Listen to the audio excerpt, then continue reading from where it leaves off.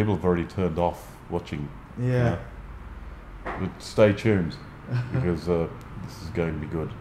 It's worth it your while clicking the mouse button on this video. You'll be happy you did. So, let's just get one thing out in the open. Yeah. Sexism is irrational and therefore woo-woo. Yeah, I can't think of a counter argument to that. Obvious. Yeah, obvious. Move on. I'd say a truism. Yeah, move on. Move on. Okay. I guess there's two things in this statement, in that there is gender differences, and differences of personality or character or thought or behaviour between female and male. But I would like to discuss whether or not when you're speaking with the opposite sex, if you're a male or a female speaking with the opposite sex, should you embrace the gender difference and speak with them differently than how you would speak with someone of your own gender? Or should we try to speak, if I'm a male, should I speak the same way I speak to a male as the same way I speak to a female? Or should we embrace the difference and speak to women differently than how we speak when we're just amongst men? Well, I think it's unavoidable that we're going to speak to different people of the opposite sex or gender in a different way. Not just we, but men and women will speak to men differently. Well, it certainly happens, but you're asking, should we? Type of, should that be the case? Because I disagree, because what do you disagree with? Well, I don't think we have to speak differently to the opposite gender. I think it's a choice that we make. So you're not disagreeing with the fact that it's been traditionally the case in every culture all throughout history that men and women have spoken to each other differently, both privately but also, more importantly, in the public sphere. I think that's the way it is, but the way it ought to be should be different. Well, I don't know. Maybe it's just maybe I'm different to obviously the tradition. That wouldn't be a first time. But if I don't know somebody, a man or a woman, there's a particular way that I will address them when I'm communicating with them. It's sort of very, very. I don't like to extrapolate on any of their quirks. You know, if they're a male or if they're yeah, well, nor do I. A profession, but, or who's talking about quirks? Well, I'm just saying that I don't speak to them any differently than I would anyone else in public that I didn't know. I think once I get to know people a bit better, if it's a guy, then I'll be really blokey around them, and the same with a woman. If I don't know her very well, I won't be all sort of feminine, and I don't even know what that means. But I will speak differently, more.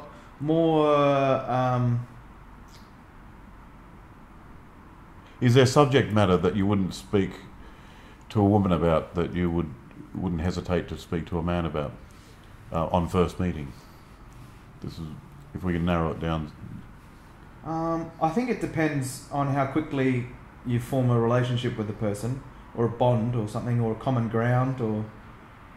But generally, if there's no common ground and no bond, and I don't know them, I don't think I speak to them differently. I think I make a conscious effort to be very diplomatic. I think if you speak to a woman in such a way that you're speaking to a woman, it's like pointing out that she's a woman, and that's important. Well, she is a woman. I know, but I don't think that it needs to be pointed out. And maybe once you get to know that person a bit better, I believe then you can No, it doesn't need to be pointed out. But You can- you're saying if you speak to a woman as if she is a woman, that's pointing out that she's a woman. That's what I'd like you to expand upon. Well, I guess what it boils down to is when I speak with women, when I don't know them, I won't appeal to their femininity. When I know them a bit better and I feel comfortable around them, I'll speak in such a way that appeals to their femininity. See, this is where you're losing me. Appealing to their femininity. I'm not sure what you mean. Well, I don't know how else I can better describe it.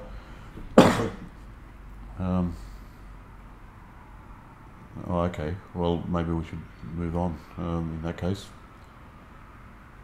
No, I was just making the point that if you're speaking to a woman, you can't separate the fact she's a woman from who she is. Part of who she is a woman. So that would inform me personally about how I'd speak to her. But I think I know what you're talking about. I wouldn't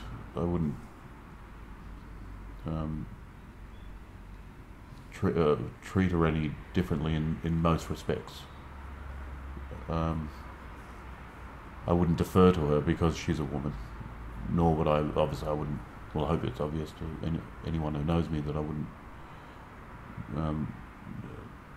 be condescending or patronising because she's a woman. So I think that's what you're talking about. I just speak to... Well, I don't like to be woman. condescending or patronising to anyone, woman or male. No, nor do I, unless they deserve it.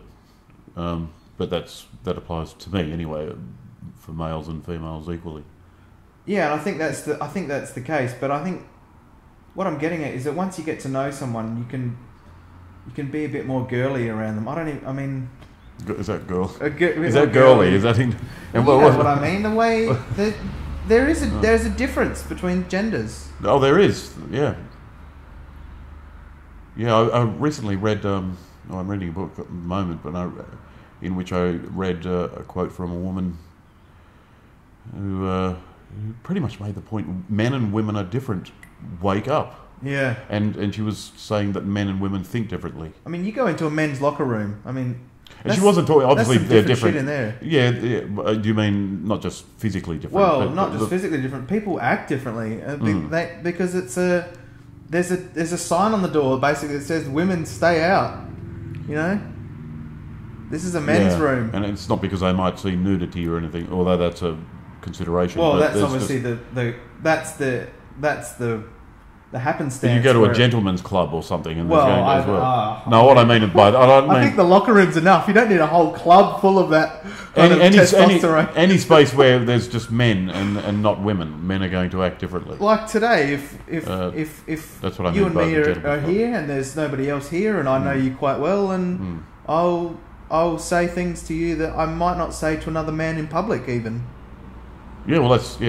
But I definitely would say things to you that I wouldn't say to a woman, or that you knew as well as me. In a way, I would behave in a certain way that would be more masculine and around me than compared to the woman. Just to and if I was around a woman, someone I know really well, I would be my behaviour would change and I would be different. I would be more light and because those are the things that I light and jovial. Those are the things that I correlate with femininity, and so you'd be more comfortable displaying traits which are generally described as being feminine traits if you're around a woman. Yeah, I would let my feminine side out. Yeah, that's why I tried to choose what I said carefully there, because I'm not sure that it's your feminine side. It's a side which it's a jovial side. Well, you said it was jovial or something, joyful or something, light and jovial. I don't think there's any good reason to say that's a feminine side. No.